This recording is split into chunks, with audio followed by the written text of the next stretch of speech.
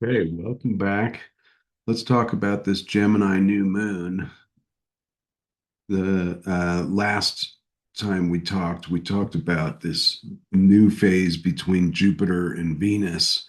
And I think there's a lot of the same themes moving forward here. What is a Gemini new moon about?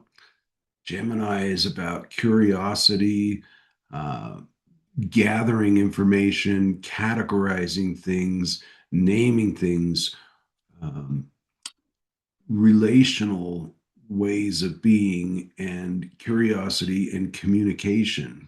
And with Uranus there squaring the nodes, I think this can come from this higher perspective that may give us new information that changes our emotional truth and changes our truth. I really like the energy here.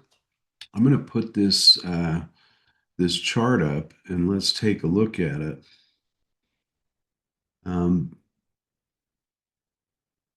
this is the new moon. I'm going to stop this and jump in this way. Okay, here we go. Sorry about that. So this is the new moon here, and it is trine uh, Chariklo. And a lot of people may ask, well, who's Chariklo?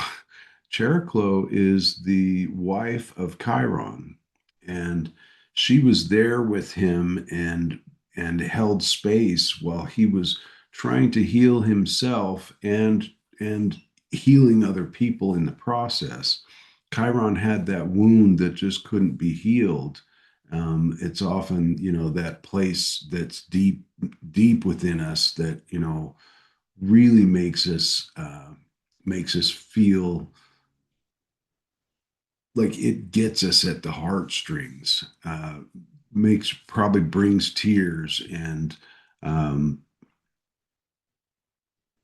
but Chiriclo was there with him, and when she was discovered in 1998, she was found to have rings like Saturn, and I think that's fascinating because, like Saturn, she can contain things and hold space. She's very feminine type energy that's really quiet and present and just able to watch. And so when we think about this Gemini new moon, maybe it's there. There's this opportunity. Trines are an opportunity. As you shine light through a prism at 120 degrees, it doesn't have any resistance. It goes straight through. And so the the the shadow side of a trine is not grasping that opportunity and not taking that chance. And I think what we want here is this curiosity, this presence, and this observational way of backing up this Gemini, Uranus and Gemini, taking that higher perspective to observe what's going on inside of us so that maybe some of the things that we hear by holding that space, we would be able, it could change our perspective. It could change our truth. It could change the way we relate to it. Gemini is about your local reality. And I don't think it gets any more local than the plurality of our consciousness inside. And I think that as we move through this next couple of weeks, Jupiter is perfecting a square to Chiron before it moves into Leo. A lot of stuff happens after these 2 weeks go by. That's why I've got these other windows open. Here is where Mercury goes retrograde. This is on the 29th. And the 29th and the 30th, we've got a few pretty good changes happening. Mercury goes retrograde, and then we have the full moon in Capricorn, where we're going to see some of these conditioned responses and the way that we've been, some of the emotional ways that we may have viewed things through these lenses be highlighted. It's going to become illuminated. This is the full moon that's coming up in 2 weeks. We'll get back to this new moon here in a second, but I just wanted to highlight this because within 12 to 14 hours, it goes from Mercury station retrograde, then the full moon, and then Jupiter moves into Leo, and that square perfects as Chiron moves into Taurus. So, what does all that mean? That's a lot. I think that Chiron moving into Taurus is a preview. It's going to retrograde and go back into the last degrees of Aries before it moves into Taurus for good or for the next significant while. So we're going to be moving from highlighting wounding to our identity and working through the healing and taking place with that, leadership with that. That started with this new, with Neptune Saturn going new phase at the 0 degrees Aries point. And as I've talked before, we've dissolved a lot of these old structures in the way that we've thought about things and the way that we've related to ourselves in the past. And now we're going through and we're forming these new pathways, these new neural pathways that open up a different way of relating to ourselves. And that's great. I mean, that's just, this is something to get excited about. But I would say is this this space between the new moon and the next full moon is an opportunity to really be quiet and sit and hold presence and contain uh, the thoughts that we have, the the way that we relate with the parts. Because if we're listening, they can talk, they can communicate to us, they can tell us what's going on.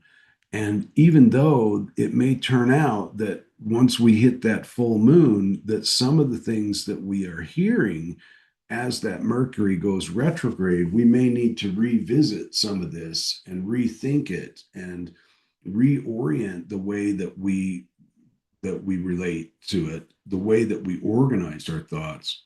It's gonna continue to build on itself. And the neural pathways that we're creating now, in the past, we've talked about how the old pathways, it's hard to get out of the ruts. It's like driving a truck down a dirt road with deep ruts, and you got to try and fight to keep it out of the ruts, or you'll get stuck in the old way of thinking. And once we can get out of there and we start making new tracks, we start building these new pathways and it starts to become easier. Well, that's going to open space and trust within our system so that we can gain new understanding from other parts that were below this, beliefs that come from deeper down inside that may be affecting how we understand our reality and how we understand our identity and who we are. As Chiron moves into Taurus, we're going to start to shift from, the wounds about who am I, and it's going to move into a place of, am I worth, now that I know who I am, now that I'm getting a sense of who I am, and I'm consciously working through and taking leadership and leading these inner worlds, and am I of value? Am I worth it? And are my values matching what this newer perspective is, what this new structure is that we're creating within our minds, within our reality, within our consciousness. And as we work through the power dynamics in these relationships with these parts, there's things that to be sorted out as we get to the full moon in Capricorn. I think we're going to start to see and highlight some of this, and the square to the nodes with Uranus here is giving us the opportunity to sort through this, to learn to trust it, but to be able to sort through it. And one of the things that I want to highlight here is Uranus in Gemini is, can we have that higher perspective that's curious enough to not to suspend what we know and be able to look and see what's there, and to be able to hold multiple truths at the same time. Virgo is very good at distinguishing things and seeing the minute details. And when we contact a part that's been under an underlying belief of I'm not good enough or something's wrong or I'm angry about this, I've abandoned myself, whatever it might be, we may find that there are multiple feelings that come up. Like I might be mad about how this has affected me, that I've done this for so long, that I've missed opportunities and I've spent a lot of my time under this belief. I might be sad, but under that anger, there's probably some sadness for how that relationship's happened. There's probably also some curiosity about what's possible in the future and how we can move through. And then there's this new space where we're uncomfortable because we've always related in this old way, and we've got to move into this different uncomfortable space that we're not familiar with to make it through this. And this is where the North Node comes in, and we need to learn to trust in the process and trust that working through this and holding space is going to produce results, and that this is going to move us into a better frame of existing in our world. And so as we move into this space, we've got this opportunity. Trines, the the worst thing you can do with a trine is not to pick up the opportunity.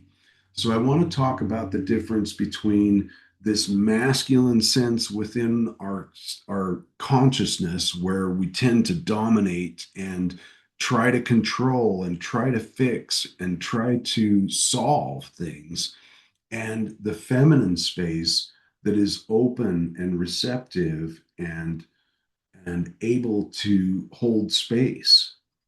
That's where Chiriclo comes in. And I think this is a beautiful opportunity to just be there, to just watch. Like maybe one time you just turn your head and you see the wounding from these parts, that they've been doing this for so long. And now that it's new, they're like displaced children that have been woken up and taken someplace else because the parents have to go to work or something. And they're sitting there cold and tired and they don't want to go, and they're not at home anymore, and they're uncomfortable. But if they open up and have time to adapt, that's another Gemini thing, is can we adapt to things in a way that allows that curiosity and this new perspective to take hold?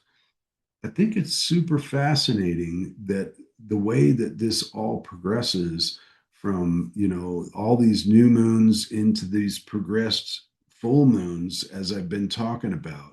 The new moon in Aries was a full moon in Scorpio. The new moon in Taurus was a full moon in Sagittarius, and now the new moon in Gemini is going to be a full moon in Capricorn. And so we're going to be called to take responsibility for some of the things that are illuminated as this comes up. And that there's different ways to respond to that, right? You can take that masculine way where we're doing this power over thing and trying to dominate and, go in there and impose our will on these other parts of ourselves, or we can be open and move through it in a way where we trust these other parts of ourselves. A good leader, as I've said before on this channel, a good leader is able to trust the different parts of themselves to run the way that they want to run because they're very good at some things. That's not always the case, but it can be sometimes. And so I think it takes some discernment, right? That's that South Node in Virgo. It takes that ability to sort through this and say, is this aligned with my values? Is this aligned with where I want to go? Is this aligned with who I want to be, who I am? Because ultimately, we have the leadership, but nobody wants to follow a boss that is forcing you to do something and they don't even have the patience to listen to what possibly could go wrong from the people on the ground that know what could go wrong. Now, when I say that, there are possibly parts of us that have these protection strategies that come up. This is a Taurus thing, a second house thing, a protective strategy that keeps us safe. It's a survival thing where, oh, this looks just like something that happened, but man, it happened when we were really young. And we may need to update these parts to let them know that, you know what, we're older now and we don't need to do that. And that's not getting us what we want. But I understand why you feel that way. I can see it's understandable that you would feel that way. If we can turn that and see it from a different perspective, to allow the feelings to flow through, allow them to have their perspective, to hold those multiple truths at the same time. There's hurt there, there's pain. This has happened before. We were abandoned when this happened and we were left alone. Well, maybe that doesn't happen this time. Maybe there's a way we can do this that's a little different. If we can turn the situation and see it from just a slightly different perspective, maybe we can trust that this isn't going to go the way that we thought it would. And the way that we've been protecting ourselves isn't getting us what we want anymore. And that what we want is that freedom of expression. And this is where we're going to get when we start to experience and go through this next year with Jupiter in Leo. There's a lot of great stuff on the horizon, but I don't want people to rush through these final phases and miss the opportunities because trying to rush is a masculine stance within our psychology. Trying to rush and solve things, thinking there's someplace else that's better than right here is a masculine sense. It's a distortion from a Jupiter or a Sagittarian perspective. I'm going to seek the answers somewhere else because they can't be here, when oftentimes that's exactly where they are, is here. And what we want ultimately is a more heartfelt, individualized way of expressing that can allow space for the community, the parts. When we combine Leo and Aquarius together, you can't be so unique and so isolated within the community, or you'll be alone and you'll be you'll be exiled from the community. But you do want to be able to have the warmth and the heartfelt expression to be an individual within the community. Because if we don't dare to do that and we try to fit in, we're not going to be able to express our true qualities that can come through in this unique way that would be the very thing that fits together with the rest of the community. And I think that is a beautiful thing, right? So how can we expand our awareness enough to be able to hold both sides of that polarity at the same time, to be able to be an individual but be able to hold space within the community? This goes inward and outward, the spiral in and spiral out. um, I, I, I collaborated with a colleague of mine, and we were talking about a pluralistic soul. And I think that there is some fascinating stuff there, because I've often theorized that, if we're leading parts of ourselves inside the spiral in, that we're part of something bigger and we're just one of the parts of something bigger on the outside. Like, that really rings true to me, that we could come from a pluralistic soul. And when we stop trying to dominate and gather and be the one, I think there was a movie back from the early 80s. I'm probably dating myself here, but the Highlander, there's only one, there can be only one. And um, you know, that's not the case. Like, there's space enough for other people, and there's value in allowing these other parts of you to exist and do what they're really good at. That you could have very capable parts, you could have very relational parts, you could have very focused parts that are good at researching and finding things, and you could have, very curious parts. And it's so good to open up the diversity of our inner plurality, and be able to allow them to blossom. Everybody should be able to be allowed to blossom in the way that they want to. And only when it's not getting us what we want. And that's where that self leadership comes in. That's where the center of the chart here comes in, is how can we expand enough and keep everybody on the same page while still allowing the freedom of individuality within the collective. It sounds paradoxical, but it's not. And it takes a lot to shift from these older perspectives into the newer perspectives. And I really feel like this is what Pluto in Aquarius is about. We are shattering this conditioning of thinking that, that heroic sense, that heroic state of consciousness, that I'm the hero, that I'm going to come in here and solve this and do this. There's a time and a place for that. That's very valuable ability to be able to do that, but it's also got to be directed in a way, and there's also got to be space for that feminine side of us that can open up and be curious and intuitive and listen to something beyond logic and reason. And I think Mercury going retrograde in Cancer is a perfect example of this. Mercury is often bound to logic and reason, but I think as the wing-footed messenger that can go into the underworld and come back, Hermes can go through in both worlds.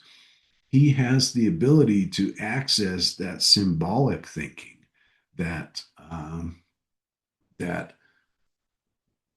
that thinking that doesn't, that intuitive thinking. And Jupiter and Mercury work together, and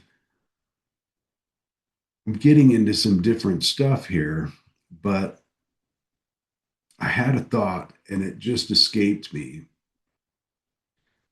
Yeah, that's what it was. I wanted to talk about one of the best healing methods that I've found is dream work. And when I have a dream, it's easy to just, push it off. You usually forget them within an hour of when you wake up. Some people do, a lot of people don't.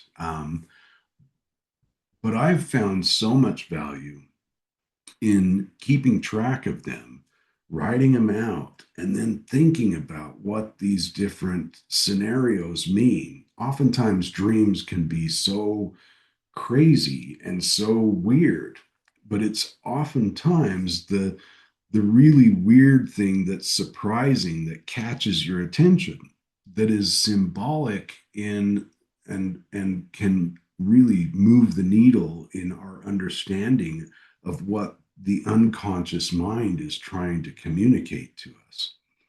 And so it's been super valuable for me I have a daily practice of writing and communicating to myself in my journal and opening up these dreams and seeing them in, multiple different ways.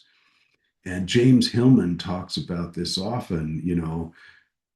It's a good idea not to assign one interpretation and say, oh, this means this, because as soon as you do, it kills that image.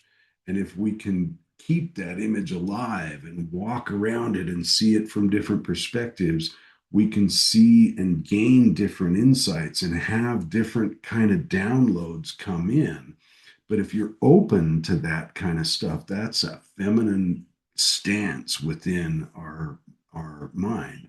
It's more, I think that it's this yin and yang, right?